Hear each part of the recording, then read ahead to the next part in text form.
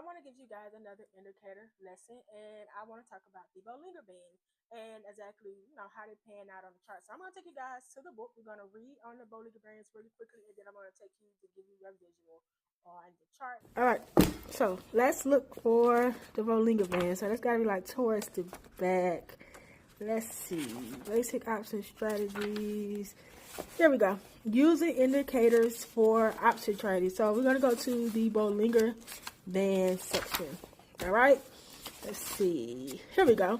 So this is a volatility channel. So let's read this really quickly before we go to the charts. Bollinger Bands are a technical indicator that consists of 3 lines drawn on a stock chart. They create a dynamic channel that the stock price typically trades within.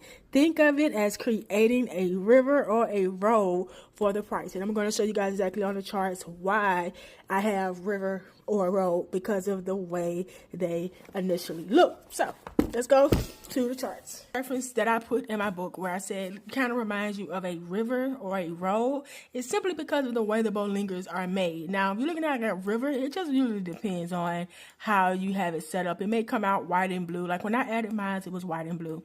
Okay. And so it just flows. All right. It flows with the movement of the candle. And then you're looking at it as a roll. It's just basically in terms of you got the upper, the bottom, then you have the little separator here in the middle, which usually can act as a VWAP, which is a weighted average on the price movement. Okay, so here's the thing.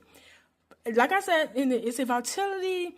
It kind of helps you understand the volatility of the stock as well as understanding the range in which the stock moves in.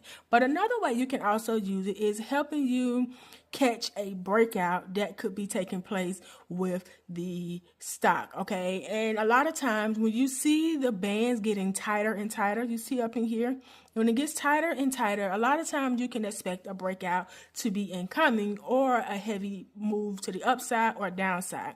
One of the things you have to do when you're using the Bollinger Bands is to also pair it with something additional to confirm the breakout, whether or not it'll be upside or downside, which using things like your volume bars, and you can also use things like your RSI. So if I'm using my volume bars and I notice that the volume is getting lower and lower and my RSI is nicking up to like 60, 70, 80, you know, when your RSI begins to push up, it could also indicate that a pullback is coming in.